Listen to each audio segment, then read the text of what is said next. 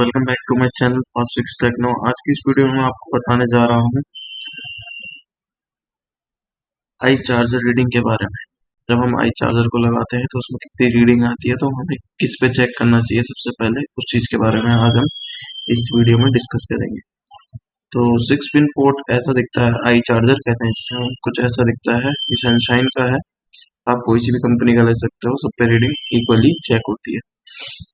तो कैसे इसमें रीडिंग आती है, कैसे हम फाइंड करेंगे किस पे हमें चेक करना है सबसे पहले, तो चलिए आज की इस वीडियो में जानते हैं। स्टार्ट करते हैं हम वीडियो। अब देखिए, हमने जैसे ही आई चार्जर में हम चार्जर लगाया और फोन से कनेक्ट करते हैं हम चार्जर, अगर हमारे आई चार्जर में 0 एम्पियर है तो इसमें क्या क्या चेक करना होगा देखते हैं।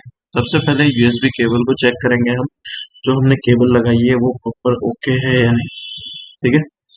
उसके बाद जो अगला स्टेप होगा उसमें सब बोर्ड को चेक करेंगे और चार्जिंग जैक को चेक करेंगे वो ठीक है या नहीं। तो सब बोर्ड और चार्जिंग जैक को कैसे चेक करते हैं, स्कीमेटिक से दिखा देता हूँ आपको। तो सिस्टमेटिक डायग्राम खोलेंगे हम। तो किसी भी फोन का सब बोर्ड चेक करने के लिए और चार्जिंग जैक चेक करने के लिए, ये हमारा चार्जिंग जैक होता है, तो इसके लास्ट में चेक कर लेना है। मल्टीमीटर को 20 वोल्ट डीसी पे सेट करके चार्जर केबल को लगा के यहाँ पे 5 वोल्टेज बननी चाहिए, 20 वोल्ट, ठीक है। अगर यहाँ 20 वोल्ट बन रही है, उसके बाद सब बोर्ड कनेक्टर पे चेक करेंगे। तो ये है इसका सब बोर्ड कनेक्टर। तो यहाँ पे भी देखिए वीबस की लाइन यहाँ से निकल के यहाँ पे जा रही है, तो यहाँ पे भी चेक कर लेना है हमें कि 5 वोल्टेज आ रही है, ठीक है। उस पॉइंट का ये मतलब है, मतलब कि चार्जिंग जैक को भी चेक करना है 5 वोल्ट इन हो रही है या नहीं। उसके बाद सब बोर्ड कनेक्टर को भी चेक करना है 5 वोल्ट इन हो रही है, अगर हमारा एम्पियर 0 आता है तो। उसके बाद देखिए अगला B2B कनेक्टर को चेक करें। B2B कनेक्टर हमारा कौन सा होता है, मेन बोर्ड कनेक्टर होता है। तो main board connector charging data पे खोलेंगे हम। हमारा मेन बोर्ड कनेक्टर जो इसके ऊपर कनेक्टर लगता है, पत्ता लगता है, B2B कनेक्टर कहते हैं इसे। उस पत्ते पे रीडिंग आ रही है या नहीं वो चेक करेंगे, मतलब वोल्टेज आ रही है नहीं 5 वोल्टेज, उस पर चेक करेंगे। और मेन बोर्ड पे भी चेक कर लेंगे हम कि 5 वोल्ट आ रही है या नहीं, ठीक है। अगर हमारी कौन सी कंडीशन होती है, अगर हमारा एम्पियर 0 आता है तो। उसके बाद देखिए ओवीपी आईसी और चार्जिंग आईसी को चेक करेंगे। ओवीपी आईसी में इन हो रही है और आउट भी होनी चाहिए वोल्टेज 5 वोल्ट, और चार्जिंग आईसी में इन हो रही है और आउट हो रही है, वो चेक करेंगे। देखिए डायग्राम पे जाएंगे, अब देखिए यहाँ से ये लाइन निकली है वी बस की। वी बस की लाइन किस में जा रही है, देखिए ये हमारी ओवीपी आईसी होती है। तो यहाँ पे चेक कर लेंगे, किसी भी बोर्ड में, मदरबोर्ड में ओवीपीआईसी लगी होगी, उस ओवीपीआईसी पे इनपुट वोल्टेज चेक कर लेना 5 इन हो रही है, और आउटपुट वोल्टेज चेक कर लेना है आउट हो रही है या नहीं 5 वोल्ट। तो इस एनपीसी से इन हो रही है 5 वोल्ट और इस एनपीसी से आउट हो रही है 5 वोल्ट, डाटा केबल लगाने के बाद वोल्टेज। उसके बाद चार्जिंग आईसी में भी चेक कर लेना है इन हो रही है, और चार्जिंग आईसी जो आउट होती है हमारी उसे कहते हैं वी बैट।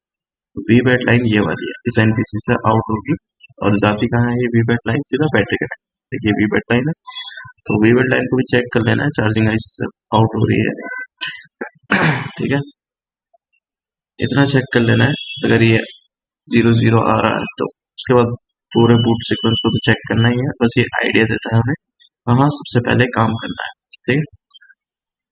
अब अगला देखिए सेकंड पॉइंट क्या होता है, अगर एम्पियर 0.1 से लेकर 0.4 है तो उस कंडीशन में क्या क्या चेक करना होता है हमें।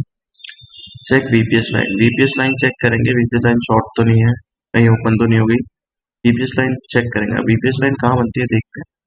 देखिए वीपीएस लाइन चार्जिंग सेक्शन में देखने को मिल जाएगी। ये मीडियाटेक का बोर्ड है, इसमें वीसीएस के नाम से होती है, ठीक है। तो यहाँ पे चेक कर लेना है चार्जिंग आईसी से आउट हो रही है 3.5 से 4.2 आउट होनी चाहिए।